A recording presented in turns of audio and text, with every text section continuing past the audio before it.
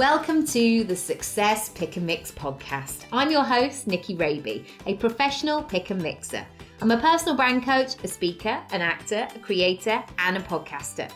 I'm on a mission to help you find and create your version of success. Your pick and mix of life and business on your terms. A blend that complements your personality, your goals, and your circumstances. Since 2018, I've been sharing interviews and mini episodes to help you unlock your next step, to make it real and make it happen. Round here, we dream big. We go for the ideal version. We talk about money and make moves our future selves would be proud of. This podcast is free and available for you whenever you need it. So do rate, review, and subscribe for new episodes. If you want to go deeper with my support, check out my freebies house and unlock the rooms you choose. nickyraby.com/freebies house. I also have workshops, programs, and one-on-one bespoke offerings. For prices and availability, go to nickyraby.com. Thank you, as always, for spending some time with me and my guests. Now, on to today's episode. In today's episode, I talk to Jo Love, who is the founder of Lobella Loves. And I wanted to talk to Jo today because I love the two elements to her business. Not only is it an online marketplace for mums and new babies and maybe the occasional dad as well, but also that she's built a business that is going to give back. And certainly when I had my baby, I was bombarded with all of these things that I felt like I should be having. But actually, I wasn't necessarily thinking about how I could take care of myself. And I was surprised, well, I don't know why really, but I was surprised that I didn't look like the woman who was kind of looking glorious with a blow dry in a rocky chair like the woman in the John Lewis catalogue. If anything, I just looked like I was piecing myself back together. Anyway, we'll go into more detail in the episode. If you want to come and join in the conversation, please come over to Instagram at Nicky Raby, or you can go to the show notes, nickyraby.com/podcast. Also, as well, in the episode, just to give you a word of warning, we do talk about postnatal depression and some mental health issues. So if any of that is triggering for you, I will leave some links in the show notes as well of places there where there may be additional support as well. So I just wanted to flag that up before we start. Also, if you really enjoy the episode, please like and review and subscribe and share and all that good stuff. We're aiming for 1 million plays by Christmas, so I would really appreciate any help that you can give. That's it from me today. Enjoy the episode. Here it is. Hi Jo, welcome to the podcast. Hello, how are you? I'm really good, thank you. Really good. It's a gloomy Monday morning or afternoon in London, but yeah, we're all in that kind of back to school feeling of like new pencil cases, new stationery, all that good stuff. Let's. Would you mind just telling us to kick us off with like what's your business and what you do and what you're all about? Sure. I think that's probably the trickiest question. Well, I'm Jo, and I run an online marketplace called Lobella Loves, and it has unique gifts for baby mum and children, and it's basically like not on the high street. But I found as a busy parent, not on the high street, way too much stuff on there. And it was all a bit overwhelming and a lot of the same products. And I thought there's so many lovely brands out there, really small independent brands. There's some really cool stuff happening on Instagram. But I'm just not able to find it as a parent. I've got no time. My scrolling time, I mean, actually, it sort of ups in some ways. You're breastfeeding in the middle of the night, but you don't have the capacity to remember where you've seen that amazing thing. And then you end up going to John Lewis and buying the same old thing as everything. And, and then realising you've been in there 4 hours and you're like, hang about, oh no, it's 4 o'clock already, I need to get home. What did I come in for? Yeah. And just grabbing something. So I was like, right, let's make it all online. Let's make it really super easy. Let's make sure that there's PayPal. We also do a great thing that makes sure that there's free shipping, because often if you use other marketplaces like Not on the High Street or eBay or Etsy, you can sometimes pay more for your shipping than you do for the 3 items, because they're all coming from different sellers. So 3 items in your basket. So it's always free shipping to the UK standard. So I just had a bit of an eye, and I was like, right, I don't think this really exists in this form, and let's go for it. I used to be a lawyer, and had a baby, and that didn't work out, which we can get into. And I also suffered really badly with postnatal depression when I had my little girl, which was 3 years ago now. And so I wanted to do whatever I wanted. I knew I wanted to move on from law, and whatever that was, I knew that I needed to have helping mums. And I always had this mantra, and I still have it, is that if I helped just one mum feel less alone in those horrible days of postnatal depression, my job would be done. So I looked very, very early to make the business and the DNA and the heart and the soul and the blood and everything about the business to do with helping mums who are suffering with maternal mental health issues. So we give money from every single sale through the platform. So if you were to buy one thing, we would give money. If you buy 30 things, in some ways it's better. Well, it's a percentage, but I would give it, if you bought it on 30 different occasions, I would give it every time you buy, to maternal mental health charities. And we currently work with a London-based charity, because I'm London-based myself, but we're looking to expand that out at the moment. So I'm talking to different charities. But the charities that I do work with, they have lottery funding, which means all of their back office business function is all covered by that. So it means every single penny that we give them goes directly to help women who are really suffering. So it might be in a mum and baby unit, or might need intensive counselling. They also do wonderful things like they will provide childcare while you get therapy. Just brilliant things. So it's really baked into the heart of what I do. And then I very early on got onto Instagram because somebody told me that I should. And I had no idea what it was. I didn't use it personally. I thought it might be for making photos look pretty, like a filtering app. Taking pictures of your Sunday lunch. Yeah, I didn't even realise the social aspect. I genuinely think I thought it was just to make, put a filter on and then you share it on Facebook. I didn't understand Instagram. Anyway, so I got on there. And it just grew because I was telling my story and talking about mental health in a way that is becoming much more, wonderfully is becoming much more open topic. But at the time I started, and certainly at the time I was suffering really, really badly with it, I felt very alone and isolated. So it's sort of just grown from there. So well, I love the double side of your business in the way that you are sharing all those lovely gifts. And I remember those first early weeks of having a baby, that it was so exciting. The doorbell would ring and things would arrive, and then after a while there is that stark moment of oh wow, the days are long, the medication is starting to wear off, I'm in quite a lot of pain, the sleep is not going to get any better anytime soon, and certainly people are telling me this all the time, and it suddenly hits you like a ton of bricks of sort of having that overwhelming feeling. Did you know that you wanted to, were you still a lawyer sort of during your maternity leave? Yeah, absolutely. So I didn't set up the business until Bella that's my little girl, was 2. So, I had my maternity leave. And then I also went back as a lawyer for another year. So I had a year off as maternity, and then I had another year. So I didn't, and I think there is huge pressure these days for mums to come up with business ideas on their maternity leave and to be doing it all.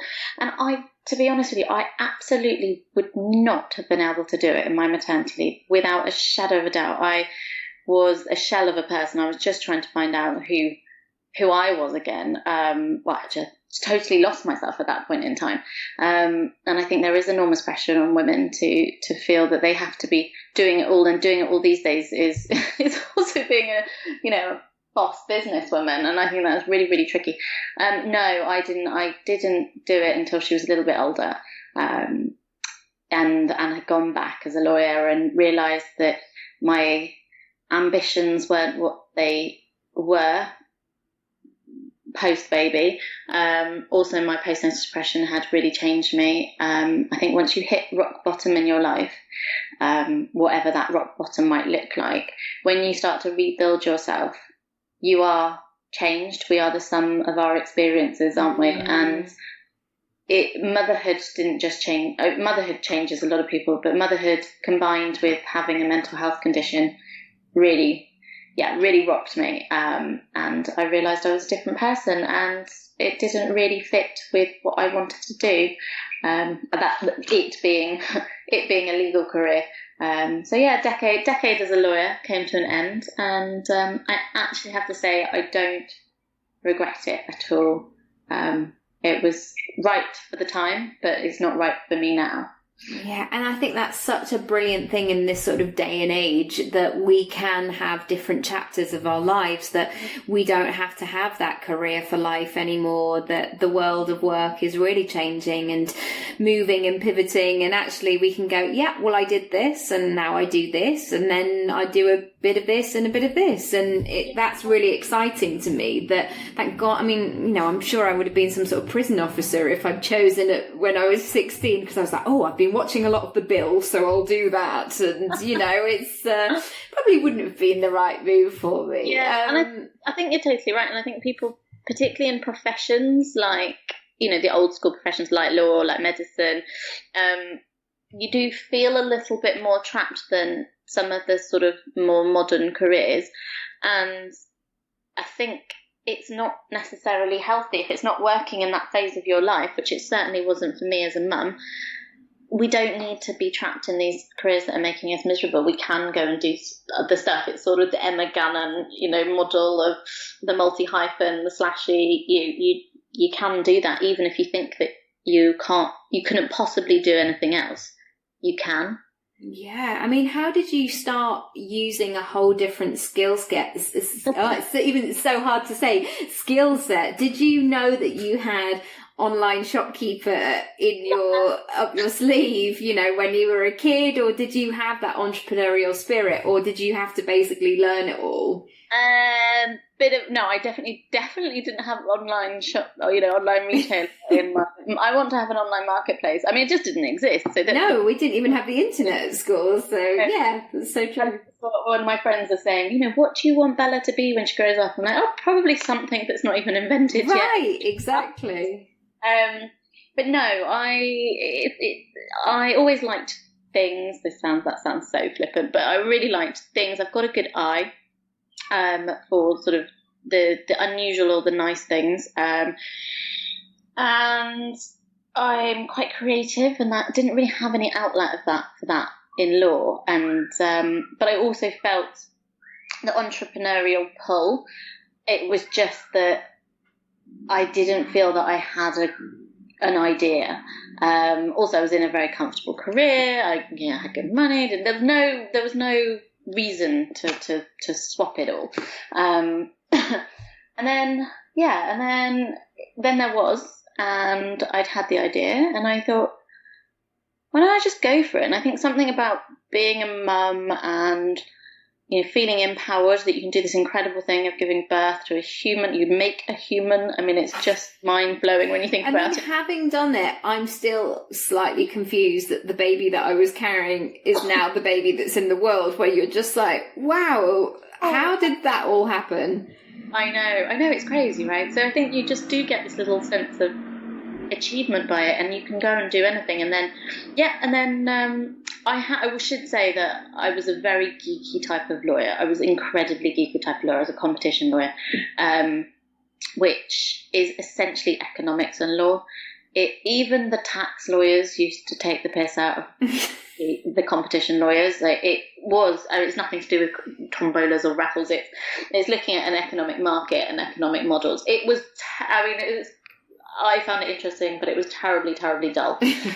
So there was nothing about that. But I should say that just having an eye for detail, thinking about every eventuality which you have to do as an entrepreneur, but also 90% of the work that I did was for a very large online retailer, maybe beginning with A. Oh, interesting. So I had to then be now owning my own online marketplace isn't the biggest stretch, but what I did for them was very, very, very, very, very, very different to what I do now. But I certainly was lawyering in the online tech space.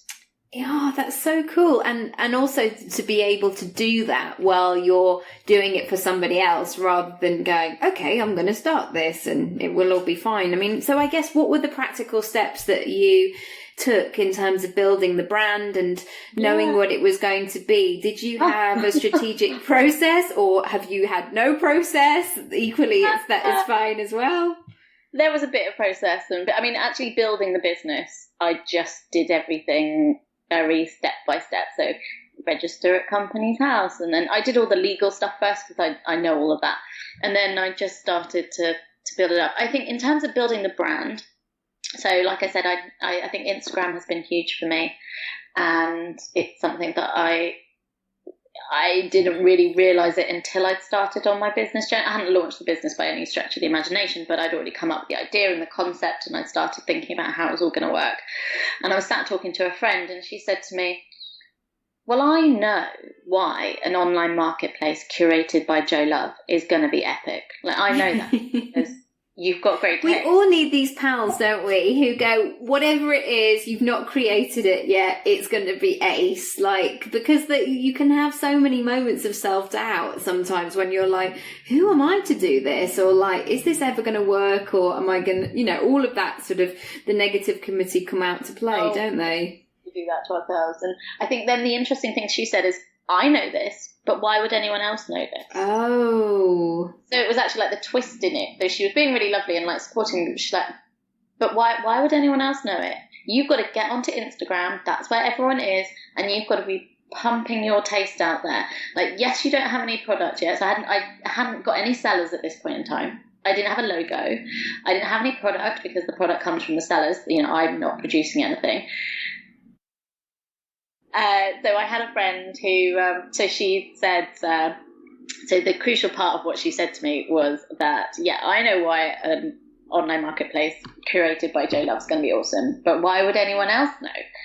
And that was like the lightning bolt moment. Yes, like the penny drop moment of, I need to be getting it out there, getting my taste out there, making sure that people know what's coming.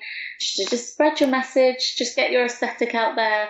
I had no sellers, I had no product, and I had no logo at this point in time. So I started off on Instagram. Also, very crucially, wanted to talk about mental health. So it was building this little community before I had really anything to show, which was so crucial. So not that I knew it. So I then started on that plan, and I was like posting on Instagram the whole time and talking about my journey and talking about also products that I liked, and they're kind of putting nice looking quotes out there, and you just doing the Instagram thing. And then that really sort of took on, because then when I was approaching sellers, they could see that I'd already had like some following on Instagram, and people then felt that I wasn't, because now there's a few of us trying to do the same sort of thing, and they were getting approached by lots of different people. And if they can see somebody who's got sort of a bit of social proof, it just helps them say, oh, I'll give you a punt rather than someone else. So when I launched the business, like launch day one of the marketplace, I already had 2,000 followers on Instagram who'd been following my sort of build-up journey. And then it just sort of skyrocketed from there, which was really exciting. But it wasn't really a thought-out plan. And then after that, it sort of semi-wasn't. And then after that, just speaking more and more about mental health. Again, that wasn't really a plan as such. I just knew I really wanted to help women feel less alone. I really wanted the business to give back money in a tangible way. And so I really knew I needed to explain why I was doing that. And why I was doing that was because I'd struggled so badly in those early days. And so then I started talking about my mental health. And what I've realised as well now is I used to talk about my mental health in the early days as something that was in the past. Oh, I had postnatal depression, and almost like, And I'm okay now. I definitely don't do that because I've had then periods of really, well, I think my postnatal depression lasted a lot longer than I thought it did. Then periods of depression, and then PTSD, if you can believe it, from my postnatal depression, which is just a sort of crazy turn of events. So I've sort of brought my followers along the journey and hoped at some point they might become customers. And that is just sort of where I've been with it for a while, to be honest. I feel that that's so key to success as well, that actually the more certainly with the coaching side of things, I know there's such not a pressure, but there's like these set formulas of like, here's how you go from 6 figures to 7 figures, or here's how you up your mailing list in 3 easy steps or whatever. And actually the marketplace is getting quite crowded now, and lots of people are sort of open to these ideas, but you have to share a bit of yourself, because otherwise how are you going to be different? And people, the story behind the brand is so important these days. So crucial. Somebody said to me, "You're the difference that makes the difference." And it's so true. And it's what a lot of the really big brands are struggling with, that smaller brands can really take advantage of, because the big brands are trying desperately to inject personality into their brands and trying to get to get us all into what they're doing, because they know this is what's working, and it's what's working for smaller brands. And it's so easy for a smaller brand just to share, particularly if you're somebody who makes something behind the scenes, all of that stuff. They just are trying to do it and not doing it in the same ways, because everybody wants to know the people behind the brands. This is just happening. And I think it certainly wasn't a calculated move, but it was something that I felt I knew it would all serve my end goal, and my end goal is to help that one woman feel less alone.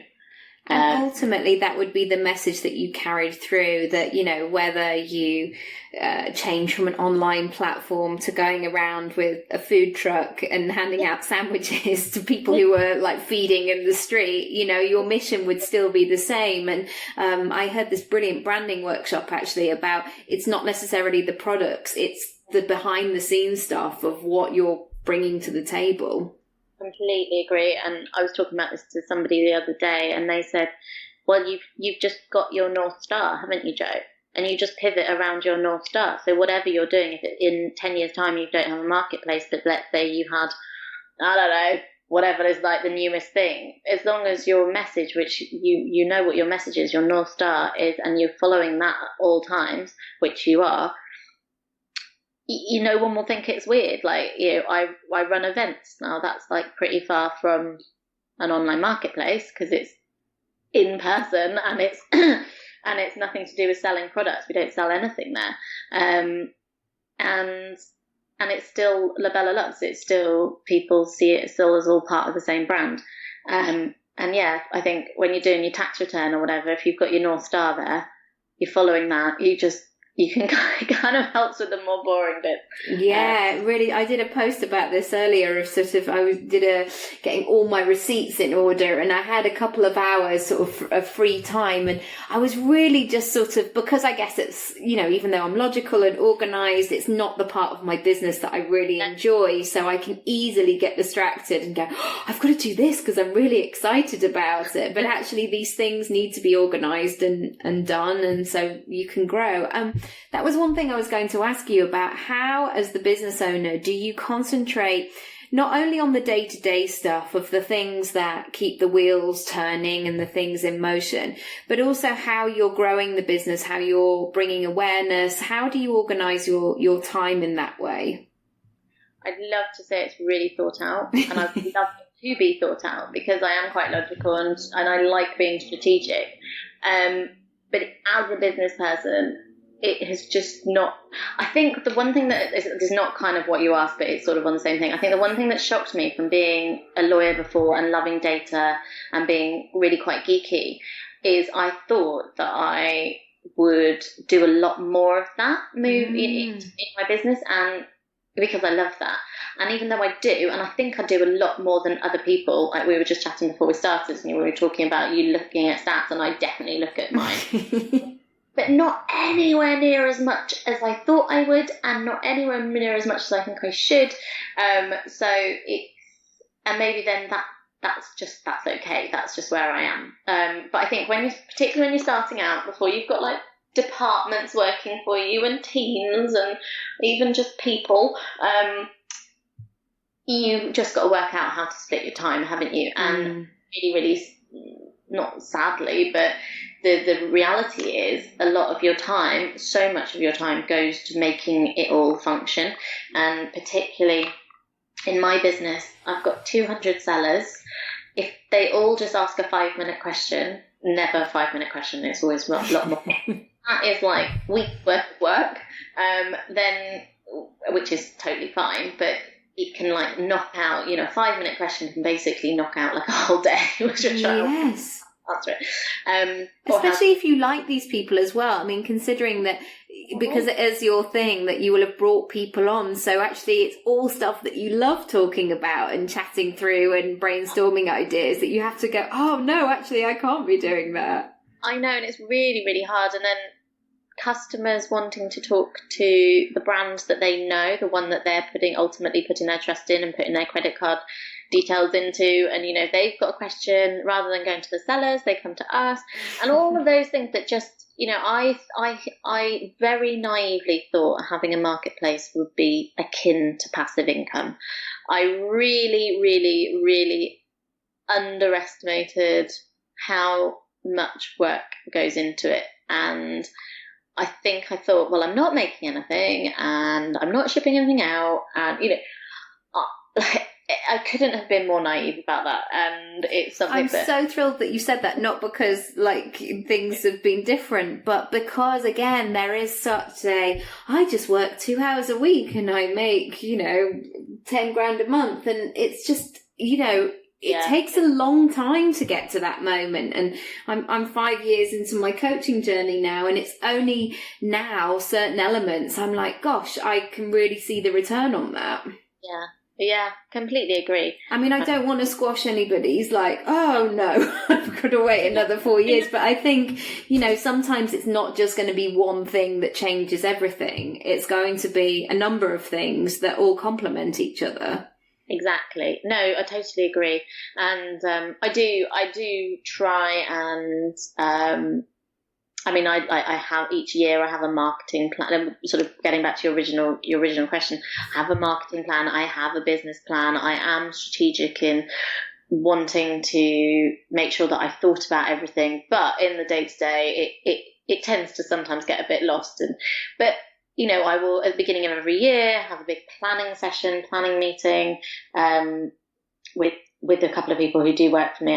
I'm very lucky. And just work out what we're doing, but it's not to the level that I thought that I would be on a sort of like weekly or a daily, thinking about strategy. Yeah. But that's got to get with it, haven't you, sometimes? Exactly. And I think sometimes you can feel like you're doing everything by the book and you're filling out these things, but sometimes you just have to go with what feels instinctive and what feels right. And sometimes those moments that you say a random yes to, they can change things. Or you there's a last minute ticket, for example, to an event, and you end up going and then you meet the person that you're supposed to meet. And it's interesting. I was going to say, like, how do you keep, because I guess you're in that serving space of being a great handler of customers and making people feel comfortable and in the purchasing and feeling heard and connected. How do you also, because like you and I, we all need this, how do you keep yourself topped up as well? What boundaries, I love that word, what boundaries have you put in place for yourself to make sure that you can show up in a way that feels good to you? I think that's such a great question. And I think, again, if anybody's starting out in a business, I think it's something that I wish I thought about earlier, maybe.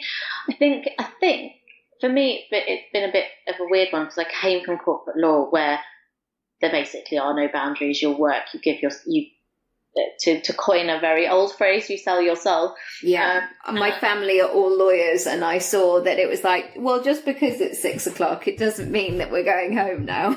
Oh gosh, no. Like, I wouldn't leave until 7 as standard, so I wouldn't ever be home before 8, ever.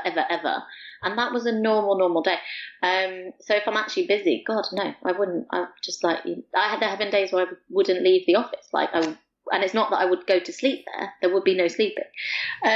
So I think given that backdrop, when I then could hold the keys to my own time, being a business owner, I found that so liberating.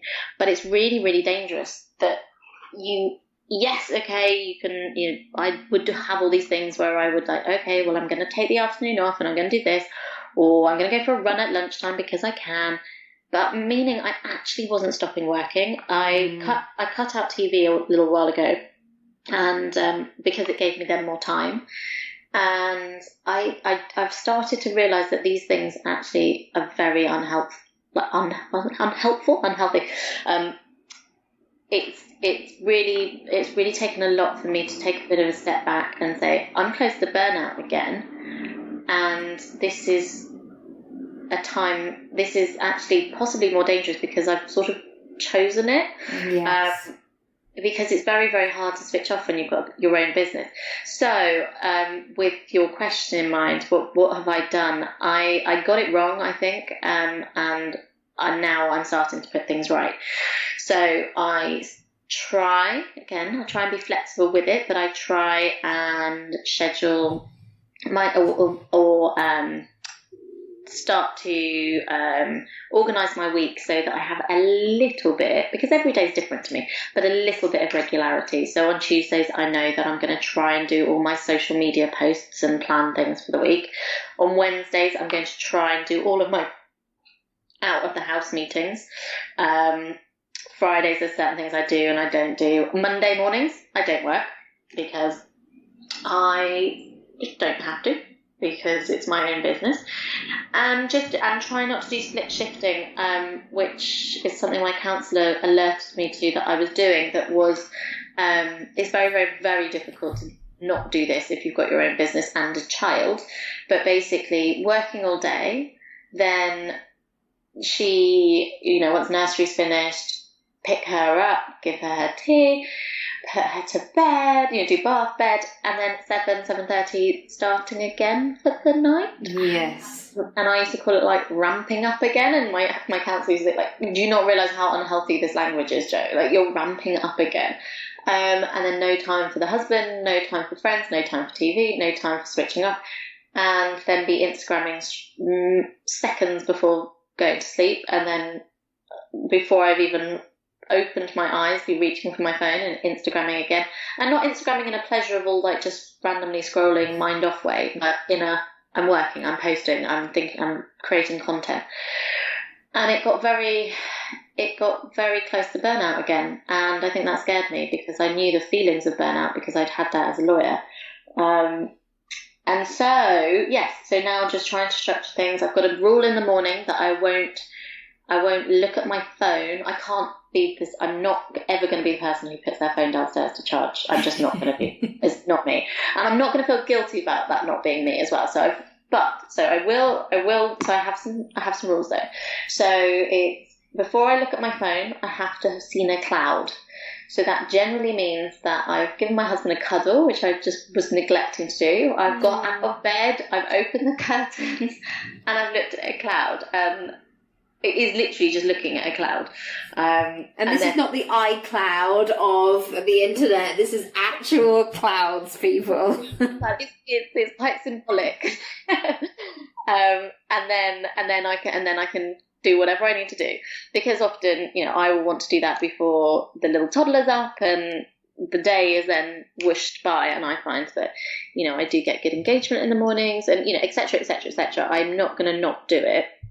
But also if I don't for one morning, I'm not going to feel guilty about it. And then also in the evenings, I get a lot of DMs, like a lot of direct messages, and I try and answer everybody. And sometimes it's very, very heartfelt, and sometimes it's really hard sometimes to read some of them, and I get a lot of triggering from hearing other people's stories, but I never want to not. I feel very privileged and very lucky that people feel comfortable enough to share their stories with me. But it means at 10 o'clock I won't look at my DMs. At 10 o'clock I try not even to be on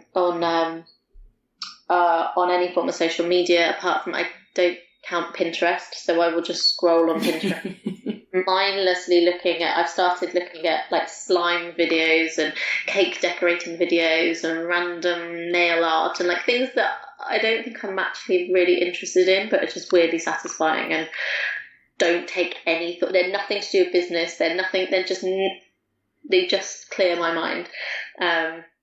And so I've just started to create those little rules for myself that weren't there, which meant that there were no boundaries.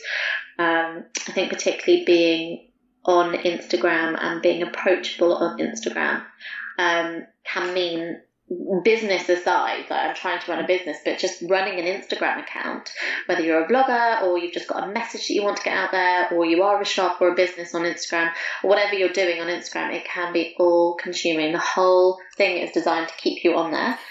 Yes, and they're playing that Instagram game. It's one of those, like, the more you do, the more you get, and it can be so easy just to get sucked into it. And that's what I'm finding really hard, to win that balance, to win at that. I know if I am on there all the time, commenting in my DMs, doing things, doing stories, doing stuff, and I mean constantly, I get rewarded and my content gets shown to lots more people. And if I'm doing the bare minimum, which is still posting and still storing and still answering people, I get pushed down. And it's really, really hard to know that and look after your mental health. It's really, really tricky. Yeah, definitely. I've got one final question, which is, where would you like to be in 5 years' time, in business and in life? Do you look that far ahead? Do you have a set of rules for yourself? Have you even ever thought about the question? I got asked this the other day, and I really struggled with it, because as in my old life, I used to have very strict 1 year, 2 year, 5 year plans. And also the career that I was in had very structured progression. So I would know I'd know where I was on and where I was going and how I was going to get there. And there'd be very clear steps. And it's not even that I had to come up with it necessarily myself. It's like, it was a very well-worn path, and everybody, we literally had pay rises every year because you're 1 year more qualified. So you're charged out at 1 year more money. And so you just know exactly where you are. So this was a really hard question for me to answer the other day. And I think I don't know where I'm going to be in 5 years' time. And I say that in that I hope that I've built this incredible empire and it's all gone swimmingly. But also in the year that I've been doing this, or year and a bit now, it has taken me places that I never ever thought I would be doing. And I really want to stay open to those things. So to having a really set path. I've got a few things up my sleeve for next year that I'm so excited about, and I never ever would have dreamed even 6 months ago or 3 months ago. I was going to say a month, I'm not sure about that one, but like 3 months ago or 8 weeks ago that this was ever going to happen to me. So just keeping really open, but on that, always knowing what I want to be doing, and it's always going to have a thread back to maternal mental health and helping people who are going through that know that they're not alone. And doesn't matter what you look like, doesn't matter what you earn, doesn't matter what your background, what your race, religion, all of the rest of it, it can affect everybody, and it's not your fault. And that is my sort of main message. So wherever it goes forward, that's going to be where I'm headed. And how refreshing that you share that, because those people who do need to hear that, they really need to hear it loudly, and to be really obvious as well. So thank you for that. That's brilliant. If people want to come and find out more, or become a seller, or just have a chat with you, obviously don't bombard Joe, but where should they go? It's all right, just not after 10 o'clock. Yeah, well, exactly. on Instagram, we've got 2 accounts on Instagram. So I'm LobellaLoves_Jo. And then the business, which is just purely product feed, is Lobella Loves. And you can also visit the website, which is www.lobellaloves.com. And that's about it. I mean, we're on Twitter and Facebook and all the rest of it, but those are the main places to find us. Wonderful. Thank you so much. I really love chatting, and I may be sending you an email as well, because I have some products in the mix which I don't think I've said on here yet. So watch this space. I'll share when I can. But again, it's that thing of like, it's actually a scary space for me to go into, and thinking that I guess I never thought that I would be doing something similar, but it's still very much in the planning stages, so we shall see. Let's talk. Yes, exactly. Thank you so much, Jo, for being a great guest. Thank you, Nikki. Take care. Bye. Bye.